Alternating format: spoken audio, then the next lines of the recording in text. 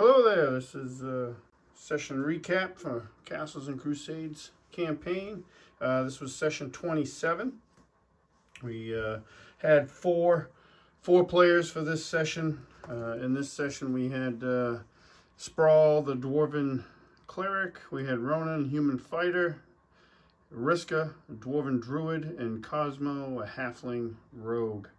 And we started off the session with something I'm starting to do a lot more is because there's a lot of times there's time lapse between sessions, both obviously real time and game time. So what I do is I have the players tell me what they've been up to. So we had Risca, who, like I said before, is a druid. She was, and their grandmother. So the dwarves are brothers, and the player character dwarves, they're all brothers, with Spraul being the oldest. You have Spraul, Risca, and Agrax. Risca and Agrax are twins, and Spraul's the older brother.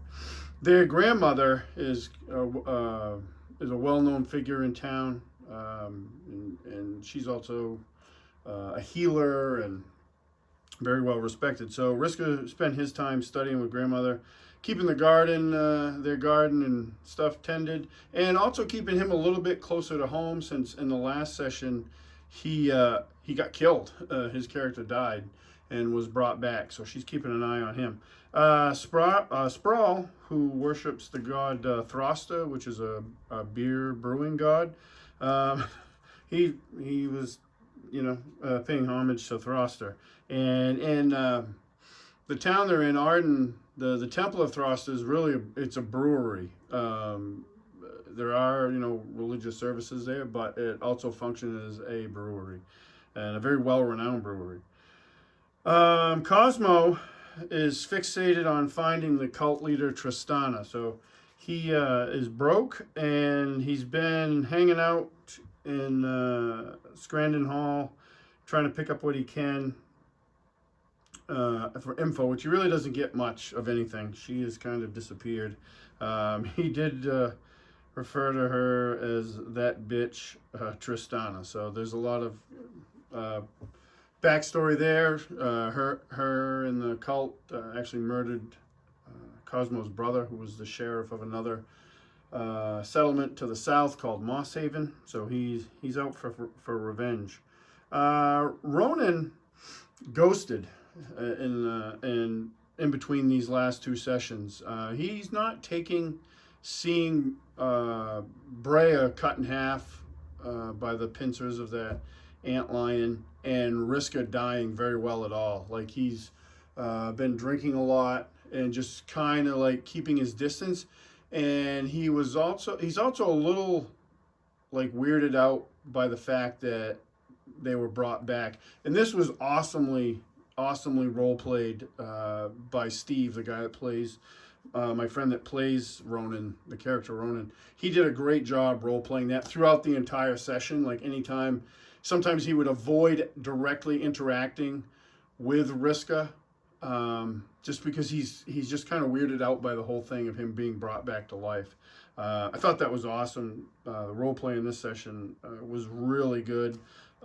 Between the characters, I didn't really have much to add, and we'll see why later on, but between themselves and just making the best of bad situations, they did a great job with it, and it made the game a lot of fun.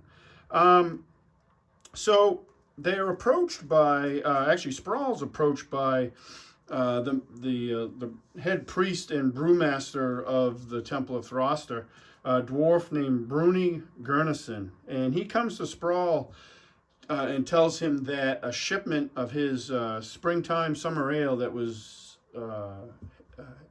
headed for Moss Haven was ambushed, and the dwarven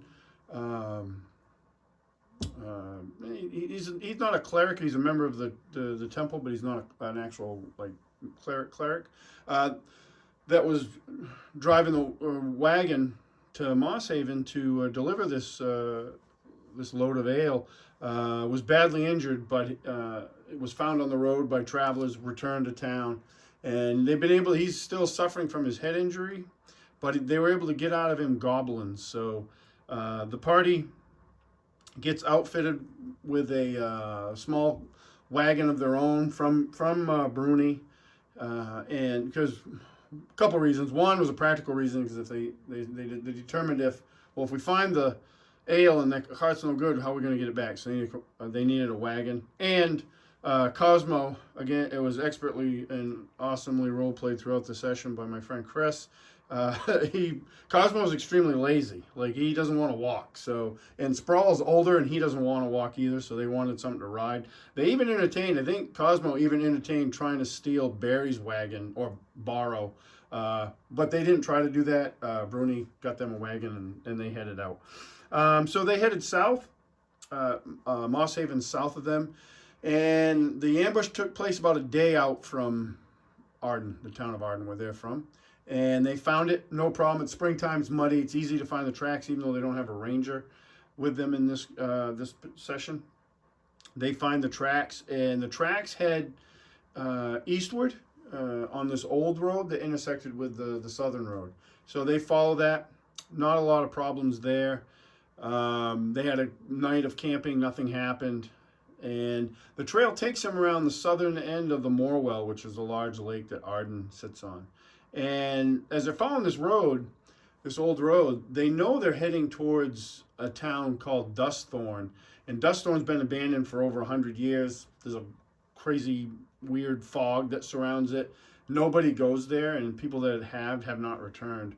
So they're a little like, oh, we don't want to go there. But the trail actually, the road they're on, forks, and the path leads them away from it, the town.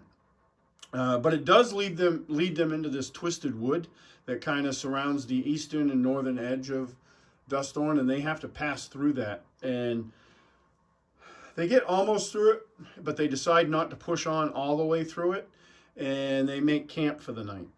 So I rolled, I think somebody might have asked what the weather was, and so on the Castles Crusades Game Master screen, there's actually a random weather chart. I used that, and initially they did that, and it was like a little drizzly, but then on this day, it was like kind of raining, I think.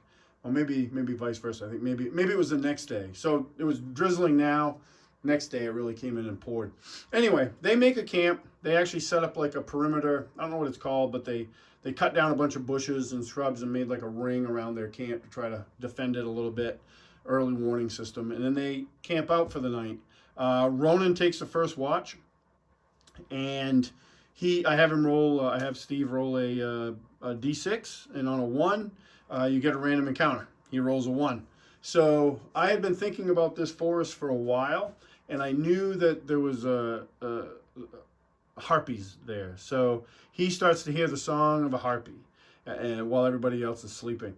Nobody else wakes up. We made some rolls for that, and nobody wakes up. He fails his saving throw and is entranced by this song. He leaves like the camp to go to the source of the singing, and bust through their defenses. I give them another chance to hear anything, and Risca and Spraul wake up.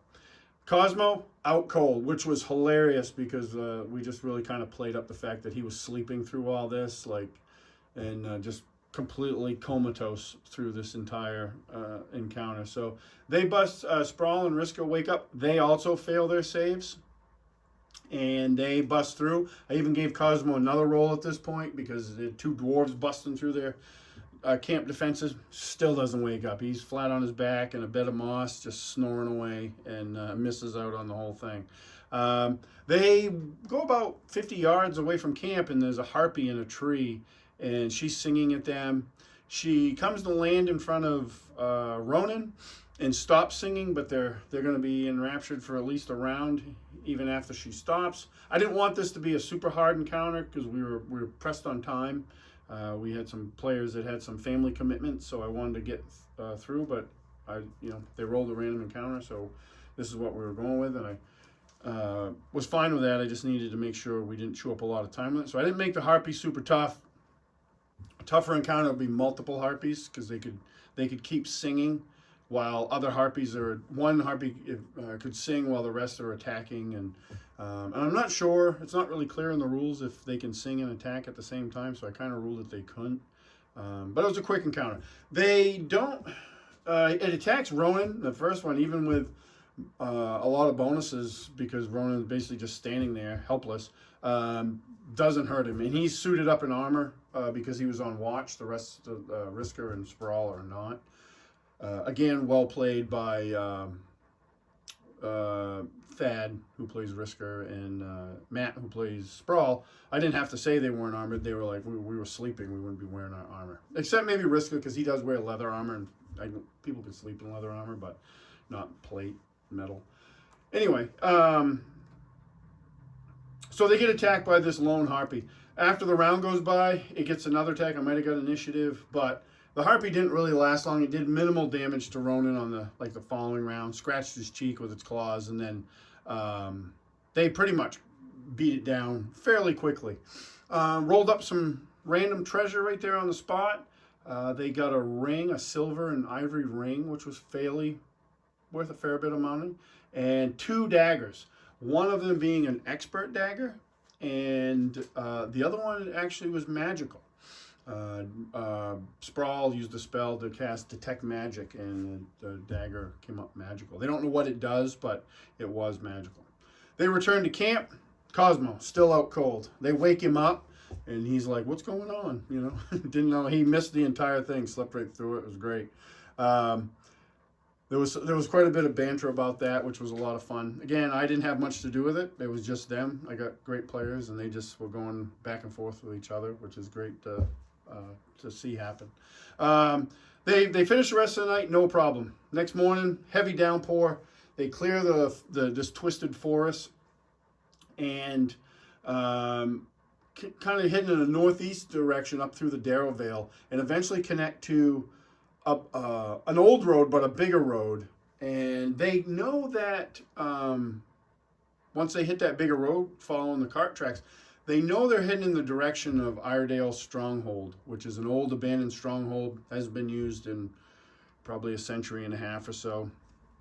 And they know about that stronghold because it's a local, legend thing. And there's also been talk of the chieftain of Arden wanting to reestablish it.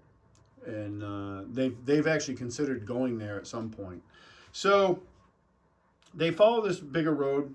Easy tracks are very easy to follow. The ground's very wet and muddy. And they travel for a while.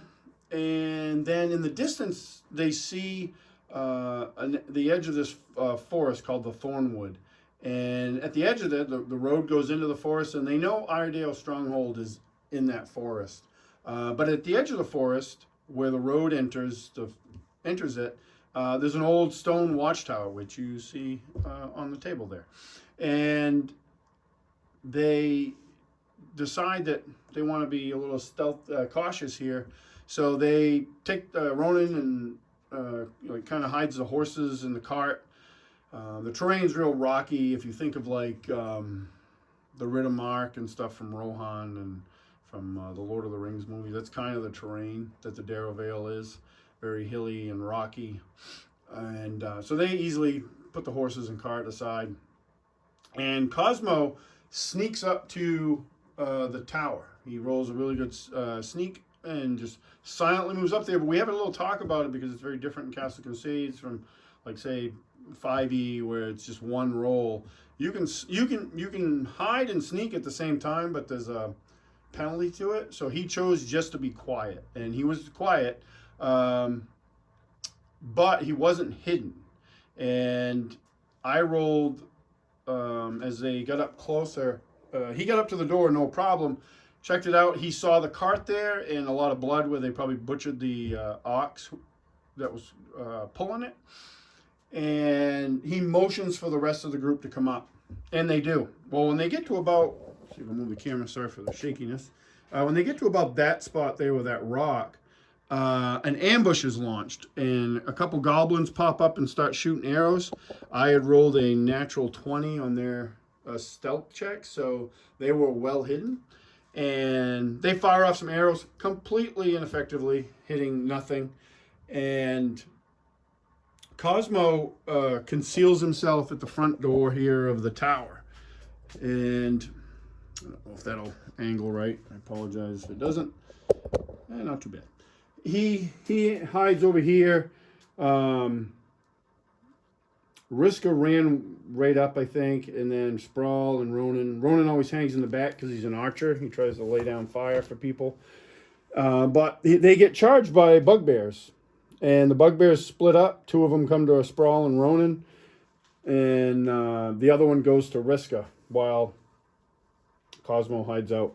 Battle ensues. They end up early on. I think they actually, even before the bugbears came out, they took out these two goblins. Like, it was no problem. The goblins were pretty ineffective. But the bugbears come out, and a battle ensues. Ronin's forced to ditch his bow and go to his short sword and shield. And they commence fighting. It's a pretty intense fight. And they start whittling the number. Actually, they hadn't whittled the numbers down when Cosmo, who's hiding in this doorway, he had seen somebody up in the tower. So he knew somebody was up here. And he was hiding down there waiting for them to come out. And sure enough, a little while, like a round or so later, this bugbear emerges. And this bugbear looks different than all the other three bugbears that they're fighting. He's wearing steel breastplate armor, and it's very ornate. It has like this gold trim. It's red in color, and he's carrying a very large two-handed axe. And for the first time ever, Cosmo, who tries not to get up close in combat, he tries to backstab this bugbear and misses badly. Totally whiffs it. And that was kind of the theme for Cosmo and Chris for this combat. So battle's joined. The party does pretty good work. I mean, they took a little bit of damage from these bugbears, but some spell casting. They rolled. I don't remember exactly the details. I know they rolled 4 critical hits in this combat, and with fairly devastating results. Spraul was using this spell that doubled the damage of his flail and its reach, and he literally crushed the head of a bugbear right around Rhonin. Matt described it as he Gallaghered him, if you're familiar with that comedian, and crushed him. Rhonin got critical hit. I don't know if Risca got one. Rhonin got 2 critical hits in a row. I remember that. So they dispatched these bugbears fairly quickly, except for the one battling up here with Risca. So Cosmo tries a couple attacks on this bugbear and fails. So he retreats. He starts running back here so he can start laying down arrow fire. When the 2 bugbears down fighting Spraul and Spraul and Rhonin are killed, the red armored bugbear, he sees that and he charges down there towards them, skipping the battle between Risca and the bugbear he's fighting. He runs down there and they start getting into combat, and it gets really ugly. He is not straight out of the book bugbear. He's something I worked up. And he ends up, after a few rounds, he drops Rhonin to negative hit points. And then leaving Spraul to face him primarily alone, because Risca's still trying to deal with that one bugbear up there. So tough fight.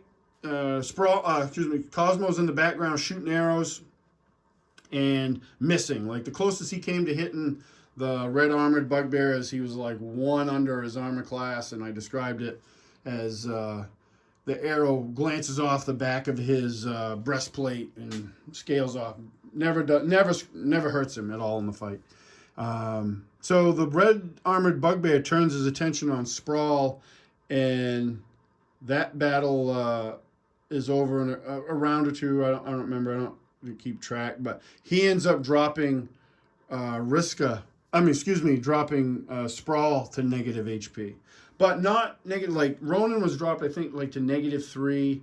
Spraul was, I don't remember what his negative was, but in Castle Crusades, if you hit -7, you start to bleed out every round.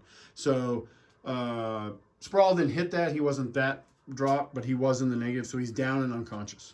So now, in the battle with Risca and this other bugbear, Risca actually rolls a fumble, and using one of the optional rules for Castle Crusades, I have Thad, who plays Risca, roll another d20 to confirm, and he actually hits himself and does 3 points of damage, which is going to be very important here in a little bit. But he does eventually finish off that bugbear that he's fighting. But the red armored bugbear, now not having to worry about either Rhonin or Spraul, turns his attention on him, and he charges Risca. I think he hit him. He didn't miss too often. He's tough. Like he was designed to be tough, and he proved to be. Him and Risca fight, and they go a few rounds, but he's hitting Risca every round. And on the last round of the combat, he hits Risca and drops him to -10, which in Castle Crusades is dead. There's no bleed out, you're done. And he kills Risca. Cosmo is watching all of this. He had climbed up halfway, partially up the tower, and was trying, laying arrow fire, and he sees this, and there's nothing he can. He knows there's nothing he can do. He knew it in character, and Chris expressed that as well. He's like, he hasn't hit him the entire round. He hasn't hit anybody. So he does the sensible thing, and he flees. So we were really pressed for time at this point. Like I said, we had some players that had family commitments. So we kind of wrapped it up, but we wrapped it up narratively with Cosmo fleeing the battle scene, getting away from, before he did flee, the red armored bugbear pulls a horn from his belt and blows into it, and Cosmo knows that there's more. That means there's more reinforcements coming. So he takes this circumventive route around the tower to get away. Doesn't even go back to the horses and cart. And he's a few days on foot from Arden because he's a halfling. So his travel pace is a lot slower than, say, Ronin's would be on foot, or a human, or a medium-sized character. But he returns to Arden, and there was also later on that day, this is something my players do, and I do. Chris posted a really cool narrative from Cosmo's perspective on that battle and him fleeing back home, back to Arden, and that. So we ended that session with 2 downed characters and 1 dead character. Risca is dead. Just recently, in the last session, he was brought back, but there's not really an option for that this time. He is sadly dead. So Thad, who plays Risca, is working up a new character. He's got some ideas, so we'll hopefully be seeing him in that new character in an upcoming session. Really tough fight, probably a little bit tougher than I expected, but the dice rolls went from very, very good. Like I said, they rolled 4 criticals. The only critical I rolled was a stealth roll. Like, I didn't roll a critical the entire battle. But then they went very cold, too. So, that's the nature of dice. That's why we roll dice when we play this game. If we just wanted to tell a story, we'd just tell a story. But, I had, great players, everybody had a great time. And one of the things that was mentioned was how tense this battle was. And that's one of the things I like about this system is it can be dangerous for your characters, and we talked about, because we roll group initiative, but we do it every round, and it really adds, I think, a lot of tension to the fight, because you can, if you go last in one round and first in the next round, you kind of go 2 times before the enemy goes. But, sometimes it pays to get those hits off early. So one of the things I said earlier that was important was the fumble that Risca rolled. Because it didn't dawn on me at the time, but at the later that night when I was going back and forth with, these characters, the players, and thinking about the game, is if he hadn't hit himself and done 3 points of damage, he may have been just in the negatives enough so he was unconscious and his fate might be undetermined. So it was just one of those weird twists of fate on the part of the dice. So those things happen. You know, like I said, that's why we play the game. That's why we roll dice. The silver lining of the session was that Cosmo actually leveled up to 4th level. So that was cool. You know, if you find a positive for it. But I say that jokingly because everybody at the table, I think, had a good time. And, you know, it's a game and characters die. And you know, there has to be some sort of risk involved. Otherwise, why do it? So we had a good time. Looking forward to the next session, kind of jockeying that around on how that's going to shake out. I had considered the option of capture and stuff, and their fate is kind of undetermined. Like they're down. The rest of the party, Cosmo thinks they're all dead. They look dead, so and they very well could be. We're not entirely sure yet what's going to happen to Rhonin and Spraul, but it's not looking good for him, that's for sure. But yeah, so that was the session. We had a good time. Hopefully we'll I'm actually running another session Wednesday, so I got to get that prepared. That will be the return of the Barry and Lork show. Boys home for holiday from school, so we're going to have a session, and Barry and Lork are going to get back together, hopefully. So that's coming up. And then hopefully it's busy holiday season in December for folks, so I don't know if we'll get a game in. I'm hoping we will, but then if we don't, the first part of January is going to be our gaming, what we do an annual gaming weekend, our group, and we're going to do that in January this year.